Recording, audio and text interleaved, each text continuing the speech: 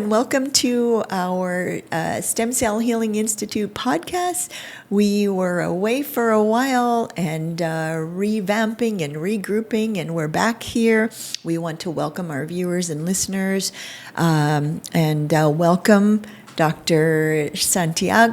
Rodrigo Santiago, who is our in-house anesthesiologist. We wanted to start off our series of podcasts with Dr. Santiago because anesthesiology is a broad field in that all of our procedures require Dr. Santiago. And so we are going to talk about what we do together, why we do it together, when we do it, and all of the W5s basically. And Dr. Santiago will introduce himself as well, and what he does for us, and we'll get into the specifics as to why we work together and how we do things differently than other teams and anesthesiologists. Welcome, Dr. Santiago. Hi, Dr. Figueredo. Nice being with you here again. I am an anesthesiologist. I have 25 years experience in anesthesia. Today is my 26th year as an anesthesiologist. Wonderful.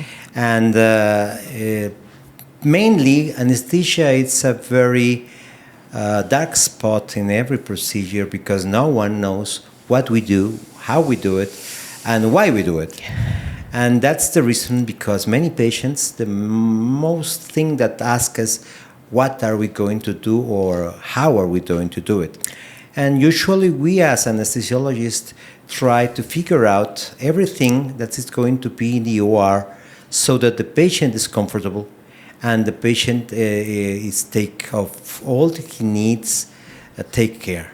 That's right, because we're not only addressing their physical needs and their comfort level and the fact that we're obviously trying to do things where there's no pain involved and being the most effective in what we do with the least amount of chemicals and pharmaceuticals, but we're also trying to alleviate and address the emotional needs of the patients. For instance, when we have patients like Muslim women who have certain needs, and when we have patients where they don't require a sedation, but they require a lumbar or an epidural or a local block, and because they're so concerned about the pain and they don't want to be awake for anything. So we're addressing the needs in not just a physical way, but a very emotional and psychological way, which I think that you do really well, because not only are you competent in what you do, but you're also very your social interaction with the patients are very, very jovial and very lighthearted, and every time I see you interact with the patients, you could tell they are just less anxious, and you have a wonderful sense of humor with the patients, and I think that your intellect really comes through, so they feel really comfortable with you, and that's one of the reasons that we started working together, is because not only, I think one of the most important things is that we align in our philosophies, where the patient comes first.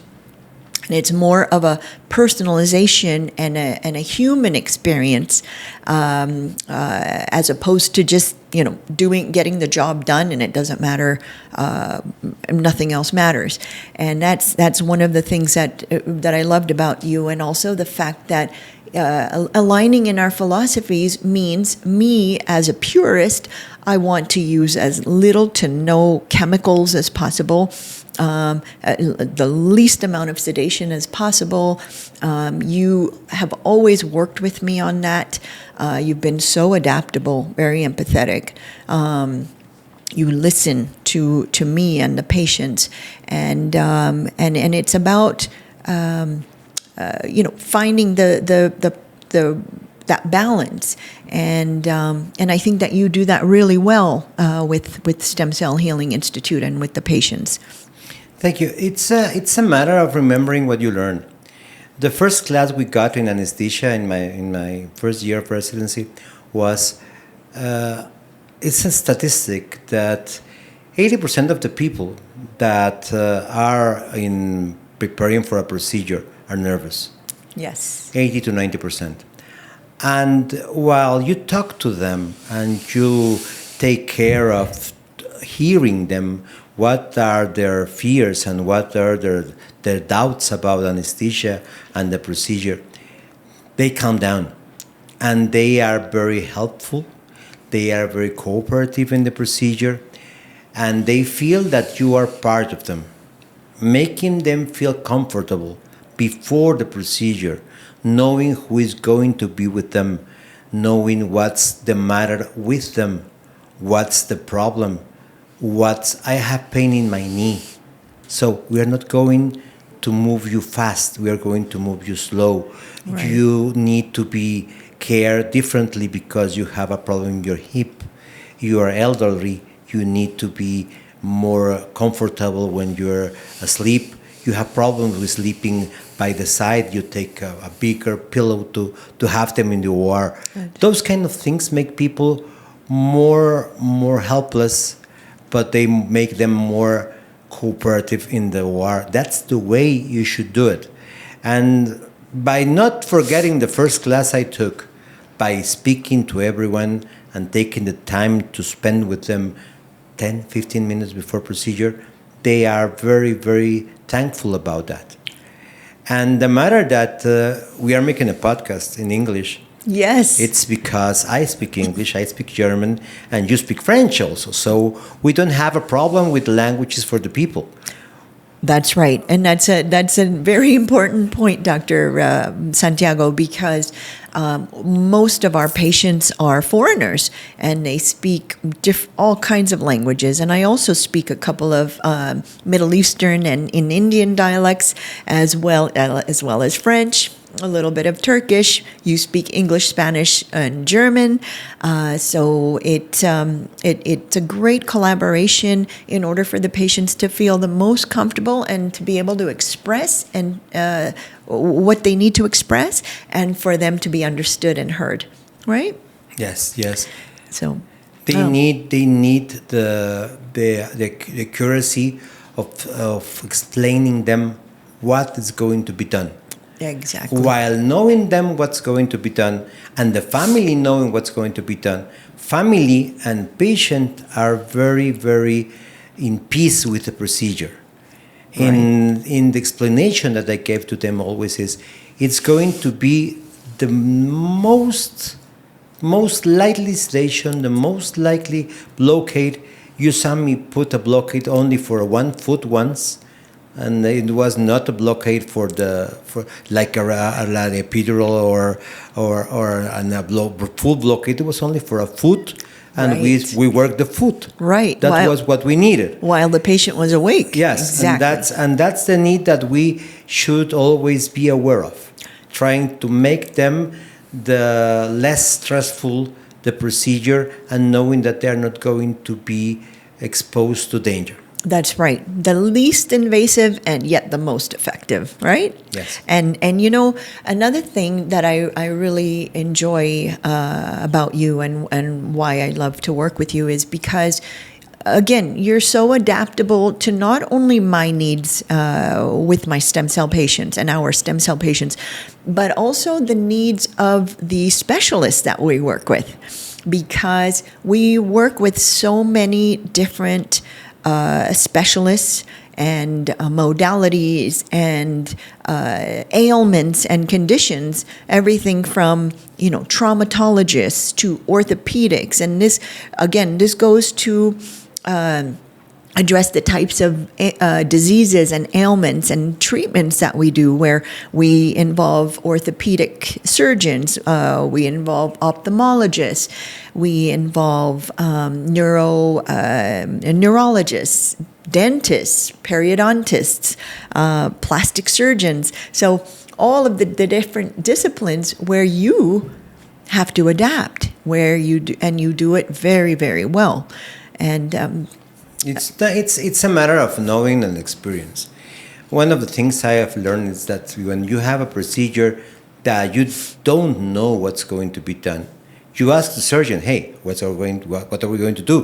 What's the procedure you use? And even if you have already done the procedure, ask the surgeon what is going to be his idea of making it, because no one makes it the same way. It's a general definition of what's going to be done, but everyone has his special needs as a physician, so to do the procedure. And we should make an equilibrium between the needs of the patient and the needs of the surgeon, because most times it can be done like the surgeon wants, but some other times we need to adapt the needs of the patient and the surgeon and the kind of sedation, anesthesia, or blockade we're going to use, because the patient needs something else. And we have to talk it over with the specialist that's going to do the procedure, what's going to be done, and what we need to do with the patient so that he can have the less stress experience and the best results with the treatment. And you know what? You said it beautifully, because I see it as a convergence of all the specialties, you, me, the specialists in their respective fields, creating a unified goal, accomplishing what we need to do while still respecting the philosophies of the Stem Cell Healing Institute, and getting done what we need to do in the most non-invasive yet effective and less toxic way, and making sure that the patient first and foremost is the most comfortable in how we proceed with the treatment. And the matter here is to know what or why they are coming to us. They are coming to us mainly because they have a lot of pain. That's right. Pain is one of the things that more people come to alleviate, because stem cells is a very good treatment since years ago, many years ago, that's having a great success. I gave you a podcast. No, I gave you a TikTok about a player of baseball, Bartolo Colon. Yes. He was a pitcher and was almost done by pitching in the major leagues. And with a stem cell treatment in his shoulder, he came back to pitch with the Yankees. Right. So stem cells is the idea of alleviating pain and those needs of the patient, those many experiences without getting the pain away came with us, and we are trying to make them comfortable so that they develop a better idea of what's going on. And when they got the treatment and they got the pain going down in a portion, for them it's a success, because they got what they needed. And those things are the things that we need to see more. That's right. And you know what, you hit on a really, really important point about pain and quality of life. It amounts to quality of life, right? And we see conventional medicine addressing it's more of a symptom management or disease management. And our philosophy at Stem Cell Healing Institute is about patient management and getting to the root cause of pain or the root cause of a disease condition, and whatever the condition may be, and addressing that and stimulating the body to heal itself with stem cells and all of the regenerative modalities that we do. And so it's really important that we address the root cause of pain, and in addressing their treatment and achieving the best treatment outcomes as possible. Yeah, and it's also a group work, because that's right. When Team the traumatologist says to you, "Hey, we don't need to do only these two areas. We need to work this other area because they will need it." Be open to think about the healing of the patient, and not only what he asks for or what is the symptom where he asks for. You have to treat all the varieties, and trying to prevent more pain or trying to prevent to have a quality life for the patient. So while thinking about a whole in the patient and trying to make everything work for the patient gets a better treatment and gets a better result. That's right. That's right. And being adaptable in the way that we personalize our treatments for the patients. It's important that we're adaptable, we're open-minded, we listen to the needs of the patient, and we are very empathetic to their needs as well. And that's what comes down to the human experience, right? It's just that, and that personalization, and that not one-size-fits-all philosophy, where we achieve our goals for the patient by with the pre-treatment protocol, the post-treatment protocol, everything in between, and again, it's such a comprehensive approach, and you play such a large role in that, and so it's something that we need to keep in mind for our listeners to understand how you play that role as an anesthesiologist who's present in every single treatment. Yeah, it's a matter of knowing the patient. When you have a patient that is very anxious, that is very, very nervous, that has had a very, very bad experience before, we always talked about, hey, we usually go early morning and work, but when there are patients with very special needs, we make them stay the night before so that they are calm. Yes. They sleep there. We sedate them. We give something to sleep so that the day of the procedure they are calm and they are helpless about what they are going to do. But they think usually that the patient is only a matter of doing the work. And doing the work is not only doing what we do always as anesthesiologists. We have to develop a certain kind of awareness for the patient so that he is calm, so that he has the idea of being comfortable where he's going to be. That's right. And having them usually with all the information that we need to have from them and they gave us to us, we have a lot of things already won because we can treat them very well and we have the expectations of the patient clear. Right, right. And Rodrigo, Dr. Santiago, I wanted to also have you explain the difference. I think this is going to be really important for our listeners. Explain the difference between light sedation, which is what we do. We also do the local nerve blocks. We also do the epidurals when we need to, but generally we do a light sedation. So can you please explain the difference between the light sedation and a general anesthetic, and why we don't use the general anesthetic? Well, we use generally light sedation. It's a sedation that usually people got for gastroenterology procedures, gastroscopies, colonoscopies. And we enforce the procedure with a little bit more of local anesthesia so that they don't have pain during the procedure. We sedate them so that they don't have awareness of what's going on in the OR, what are we doing, That's right. so that they sleep fine. The procedure is done, whatever we need. And afterwards we're going to have them 5 or 10 minutes after the procedure already awake. Yes.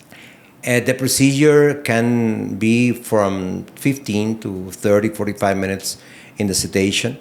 And usually after the sedation, they have a meal in 1 hour after the sedation. That's right. So they have the advantage of having not to fasten a lot, so they can eat fast and they can have the treatment already in place by the hour.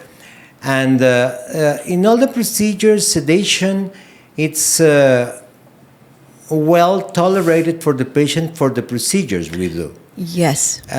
In the back, when we work back and spine, we have a more profound sedation because it's an area where usually nerves are being irritated, and when the stem cells are being located in the spine and in the nerve, they got a little more of pain. But usually, sedations in adults are the main goal. In kids, we have to think about the equilibrium between what we do and what the kid can tolerate and do, because kids are not so aware of what's being calm or what's being still. So the one or two kids, what we did, we did it with sedation, and the other one we did it with general anesthesia last year. So it depends of the matter. It's a matter of identification and making every patient different make the treatment different for everyone. That's right. The personalization. It's not a cooking recipe. That's right. we have to mold around the patient and the needs they have. That's right, and we always address with children, mostly the autistic or on the spectrum children that we have worked with. We have to ensure that they're comfortable before they're even sedated. Otherwise, we can't get to them. And so we have our very non-invasive ways of doing that as well, which you're so competent with. And in the end, the light sedation takes care of our needs without the increased need for toxicity and chemicals, which I'm all about. And we get the level of comfort, no pain, no memory of the event, of the procedure. They're not unconscious like in general anesthesia.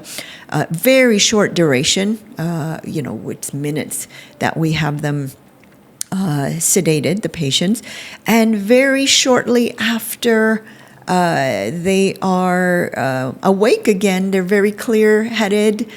Hardly ever have we experienced any nausea or anything afterwards, which is so common after general anesthesia. So it's a very wonderful outpatient procedure, especially when there are patients where we do very extensive work and very extensive treatment in the OR, where we have several different areas of treatment, and yet they're awake within minutes of treatment, and they're going home that evening. So it's an outpatient procedure. So it's very, very comfortable and very quick and just very, very minimally invasive. Yes, that's one of the things that I learned about this kind of sedation.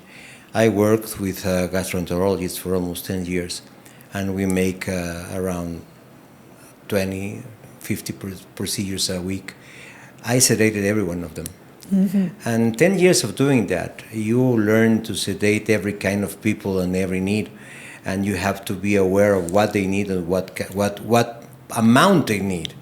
The amount in the books is suggested. They have the doses suggested. Right. The time of studying is one, the time of learning is one, and the time of applying is one. That's right. Putting it into practice. Yes, you study in the residency, you learn in the practice, and you make it happen after years of knowledge.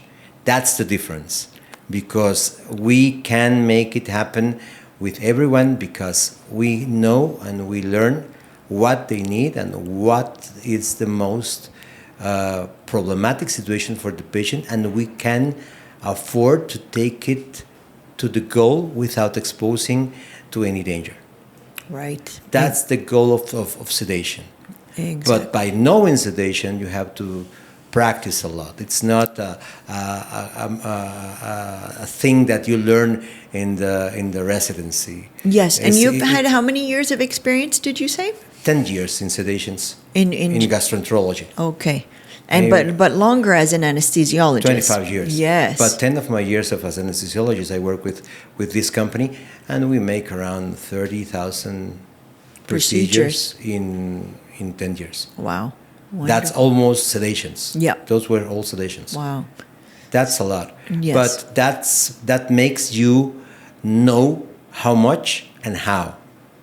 Diluting medicaments, using medicaments by the coin, 10 cents. 10 more cents, 15 cents, Right.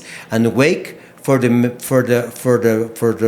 medicament to have his response, and have the patience of waiting, and make the surgeon wait Right. because they want to do it fast. Calm down. It's going to take a while because I am not risking anything, but you're going to be working fine. Right. So, having the experience and having the knowledge and having all the years of working with people, you know how to say to the people, wait 2 more minutes, 3, 4 minutes, and they work comfortably, and they don't ask for more. They want to work comfortably, and that's the goal. Right, right, and that's a really important point, is taking your time, doing it with competency. And I love that you mentioned the little at a time, and using only what we need, and keeping the procedure or the patient comfortable. And yet, everything is super effective in the way that in the outcomes of that, in keeping that patient comfortable without any invasiveness at all. Again, thank you so much, Dr. Santiago, for being here today. We're going to continue in part 2 with discussing more of the stem cell treatments in a little more detail, and how, again, Dr. Santiago plays a role in specific procedures.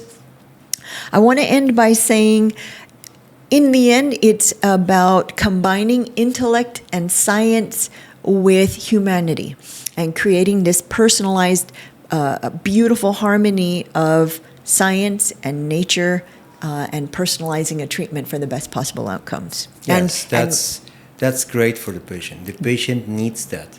Medicine has forgotten a lot of things about treating people, not patient, not numbers. That's right. That's the main goal. And when you have the idea of treating patients, persons, like should be, and you try again to do it back and back and back every day when you work, that makes the difference between the patients and the references they gave to us. That's right. That's right. Thank you so much. I learned so much from you. That's another reason why I love working with you. Sometimes we think we know everything, but of course we don't. We're always learning. Life is about continuous education. And so thank you so much, Dr. Santiago, for being with us today. And we'll continue on the second part. Thank you to our listeners for being present. We really appreciate you, your presence and following us. And any comments or information that you require, we will supply you with everything that you need. And thank you again. Have a beautiful day. Have a beautiful day. Bye. Thank you.